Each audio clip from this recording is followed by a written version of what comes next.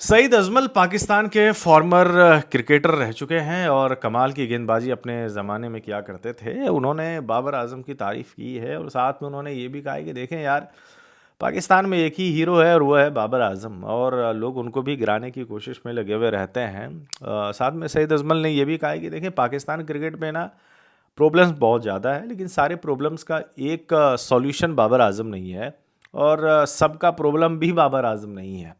और ये बात बिल्कुल भी सही है, बिल्कुल सही है। अगर आप किसी एक नॉर्मल इंडियन क्रिकेट फैन से भी अगर आप पूछेंगे कि यार आपको क्या क्या कमियां नज़र आ रही हैं पाकिस्तान क्रिकेट के बारे में, तो भाई वो गिनवा देगा बहुत ज़्यादा। जैसे हम गिनवाते हैं ना, सब कोई गिनवा देगा, क्योंकि आंखों के नीचे दिख रहा है भाई कि क्या क्या चीज़ें हो रहा है, क्या क्या चीज़ें वहाँ पे नहीं हो रहा है।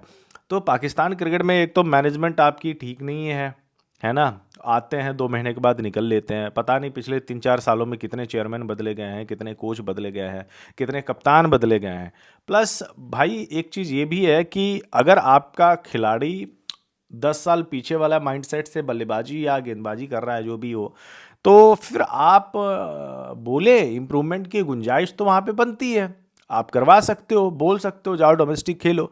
डोमेस्टिक स्ट्रक्चर आपका सही नहीं है, तो कैसे आपके पास मलाई मक्खन वाले खिलाड़ी निकल कर आएंगे। आप एक डोमेस्टिक मैच खेलने का 10,000 रुपये दे रहे हो नेशनल T20 कप में, ये कहाँ से ठीक बैठता है।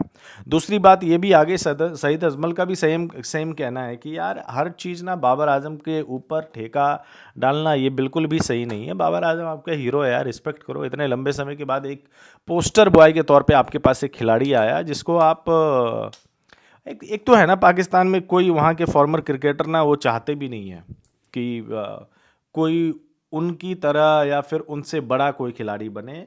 जैसे ही किसी का पोस्टर लगना शुरू हो जाता है, जैसे ही बाबर का पोस्टर लगना शुरू हुआ, लोग पीछे पड़ गए, इनके पीछे पड़वा भी दिए गए।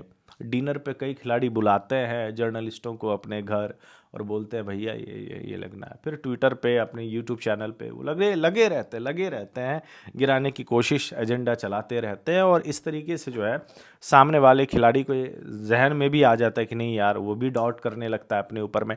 तो ये सब चीज़ें नहीं होना चाहिए मेरा ख्याल से। क्रिटिसिज्म होना ठीक है, बट पर्सनली लोग बहुत ज़्यादा हो जाते हैं, जो कि बहुत ज़्यादा गलत है। मैं कोई ये नहीं कर रहा, बट मैं हकीकत बता रहा हूँ, आईना दिखा रहा हूँ आपको कि आपके यहाँ पे चीज़ें ऐसी ऐसी हो रही है। और ऐसे में, ऐसे माहौल में कोई भी खिलाड़ी सस्टेन नहीं कर सकता है, चाहे वो बाबर आजम ही क्यों ना हो। इस बंदे ने तो बहुत कुछ सहा भी है भाई। अभी तक तो चुप ही रहा है। पता नहीं जिस दिन बोलेंगे तो फिर बहुत ज़्यादा ही बोलेंगे, लेकिन मुझे नहीं लग रहा है बाबर आजम को मुंह से बोलने की ज़रूरत है। बल्ले से रन्स बनाओ आप, सबके जुबान जो है वैसे भी चुप हो जाएंगे। तो अब आगे ओडीआई सीरीज़ है, सईद अजमल ने बैक किया है, बाबर आजम को सपोर्ट किया है।